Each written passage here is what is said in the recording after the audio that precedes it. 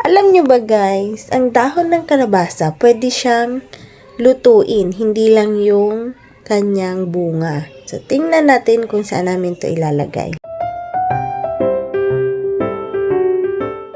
Kanina, namalingki kami ni Mama sa palengke. So, bumili kami ng mga sangkap sa aming lulutuin na pinangat. Or kung sa Bicol, ito ay tinatawag na tinoktok. So, at dahil nga walang kimpi, yung maliliit na crab, so naisipan namin ni Mama na ilagay na lang is yung hipon. Tapos, alam nyo ba dito sa Manila na hindi alam yung medyo hindi pa matandang buko. So, ang tawag naman namin doon sa Bicol is yung lukadon. So, naghanap kami paikot-ikot sa palengke ng mga niyugan or yung nagkakayod ng niyog. At wala kaming nahanap. Mabuti na lang dun sa gilid, meron si mamang nakitang niyugan. Pero, alam niyo ba pang gata na siya? Pero meron talaga siyang nakita. Kasi kinatok-katok niya, yun pala yung technique. Alam niyo na, kakatokin niya yung niyog kung matanda na or kung bata pa. So, ayun, meron kaming nakuhang dalawa. So, ayan, habang tinatadtad ni mama yung mga ingredients, andyan naman ako. Kumuha na ako ng dahon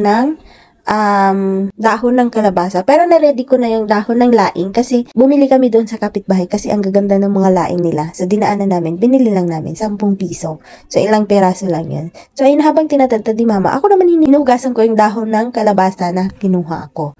So, ayan, kailangan talagang yung mga sangkap niya, luya, sibuyas, bawang, kailangan durog na durog siya. Kasama siya nung lukadon or yung malambot na buko. So, habang tinutok-tok ka ni mama, nakikita nyo, ang pawis niya kasi naglakad siya papuntang palengke galing doon sa labasan. So, umikot-ikot kami ng palengke para makahanap. And then, alam nyo ba, ang sangkap namin dito sa tinuktok or pinangat is hipon. So, yung hipon yung nakuha namin kasi malasa din siya. Kasi nga, yung mga crab na maliliit, wala silang tinda dito sa palengke. So, siguro sa bukid lang yun meron. Tapos, ayan, nahugasan ko na nga yung dahon. So, habang si mama nagtatadtad pa rin, tinanong ko siya na ako naman yung magtadtad para lumiit yung braso. Alam niyo ba, binigay naman ni mama. So, ayan, ang tadtara namin dyan ay yung binili ko pa sa Shopee. So, tingnan nyo, ayan. Diba, teacher ko siya. Kasi, ngayon lang ako magluluto ng pinangat. Kasi, ayan yung kilala dun sa Bicol. Pero, hindi ko pa na-try siyang lutuin. So, ayan, may gloves pa si Mador. So, naglagay din ako ng gloves. Kasi nga, alam nyo na, yung pagkain kailangan laging malinis. So, ayan, ako naman yung magtuk-tuk-tuk-tuk din ng ganyan. So, alam nyo ba, pwede yung tuktukin yung tinuktok na ganyan. Kasi, lalo na sa mga taong galit dyan, pwede nyo ibuhos yung galit nyo dyan. Kasi talagang kailangan yun sa tinuktok, sa pinangat is, medyo sobra talaga siyang ang pinong-pino. Sabi ko nga kay mama, i-blend na lang namin. So, sabi niya, hindi pwede kasi sobrang madudurog naman. So, ayan, pagtsatsagaan mo talaga siyang tuktokin dyan sa tuktukan na yun. So, ayun nga guys. So, alam niyo ba yung sangkap niyan is luya, sibuyas, bawang, hipon. Tapos, pwede niyo pang lagyan ng mga variety. So, lagyan namin salt, pampasarap, paminta. So, andyan na lahat sa lukadon or sa niyog na yan. So, ayan. Kailangan nyo lang siyang tuktokin. Kailangan nyo lang siyang sobrang maliit, sobrang halo-halo talaga siya bago natin siya babalutin. So, ayan. Kitang-kita nyo naman persa ko. Talagang tinutok-tok-tok ko talaga siya na hanggang madurog. So, ayan nga. Pampalit din siya ng braso. So, ayan, okay na nga siya, sabi ng mama. So, siya naman, so, palit naman kami. So, after ko, siya na naghalo-halo na mga ganyan. Tinak niya kung okay na, pero hindi pa rin okay. So, tinagtad-tad niya pa. After niya tadtarin, alam niyo yung sili na yun, makikita niyo, tatadtarin niya rin yan, siling yan. So, ihahalo niya, hahatiin niya yung, hatiin niya yan, pero lalagyan niya ng sili, yung kabila. At yung iba naman, hindi niya lalagyan ng sili. Kasi, kung gusto ng mga bata, pwede naman kainin ng mga bata, yun siya. So, ayan, hiwalayin niya yung kalahati. So, after ni mamang mahiwalayan, tingnan nyo, sobrang pinong-pino siya. So, makikita nyo naman yung bawang. Nandyan pa rin.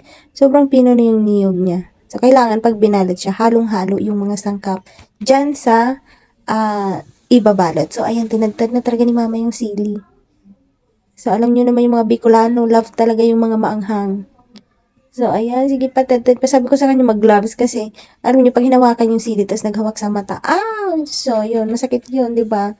So, siguro mga 6 na sili yung nilabas ko, tapos dinukduk-duk-duk ni mama. Ihahalo niya yun dyan sa kalahati ng pinangat para yung isa maanghang, yung isa hindi.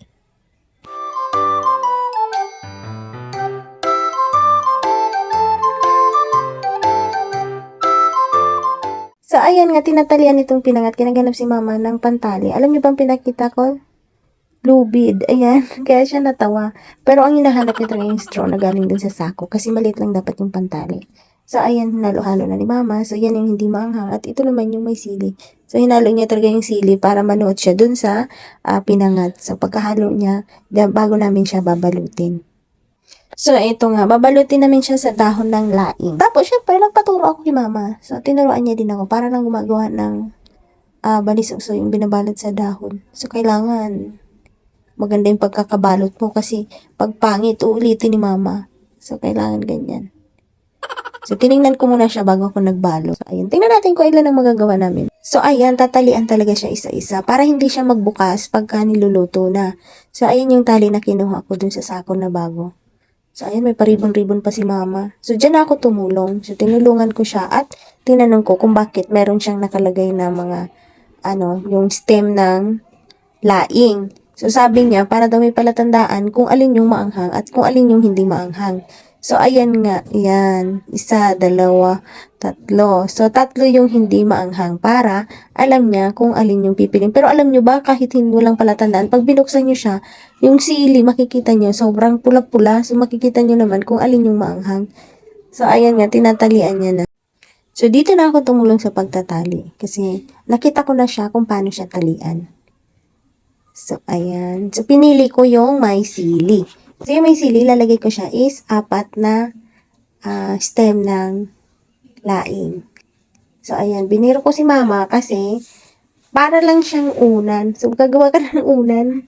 Sabi ko, bakit 4? So, parang nakahiga yung laing. So, tingnan nyo. At ayun nga, nangangapa pa ako magtali ng laing na ito. So, kailangan ko pang dahan-dahanin. So, tingnan nyo naman pagtatali. So, matrabaho pala itong paggagawa ng pinangat. Ayan, natawa ako kasi parang unan talaga siya. Tingnan nyo, guys. At natawa din ng mama kasi, bakit, sabi ko, bakit parang unan? Nakaunan yung laing. So, ayan, parang siyang baby. Lulutuin mo nakahiga. Tama ba yun? So, ayan, nag-continue na nga ako sa pagtatali at nakuha ko na yung technique ni mama. Pero syempre, lunchtime na, nagluto ulit ako ng bulalo. So, yung ulam namin ngayong lunch is bulalo kasi eto parang hindi pa siya magiging ulam kasi ginagawa pa lang namin. Tingnan nyo naman, binabalot pa lang on process. So, ayan, pagkatapos namin itali, nilagay ni mama sa kawali yung mga pinangat na pinahiga. So, ayan, nakaunan sila. Kaya hindi sila masaktan. So, after na mabalot, so, ayan, ginata ni mama yung binili naming panggata. So, gata talaga yung nilalagay dyan, guys.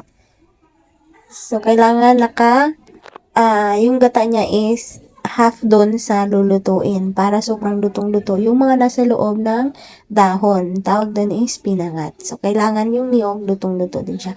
Hanggang sa makumulo siya, antay namin siya hanggang kumulo. So, pag kumulo na, ayan, tinakpan ko na nga siya para madali siyang kumulo. Ayan nga, sobrang kumukulo na siya, nakita niyo. At habang kumunti na yung sabaw niya, so, titikman natin yung sabaw kung tama yung lasa. Tapos, nagluto na rin si mama ng panglagay na gata sa ibabaw. So, kailangan kasi meron siya sa ibabaw na gata. Pero yung gata na yun is lulutuin niya pa.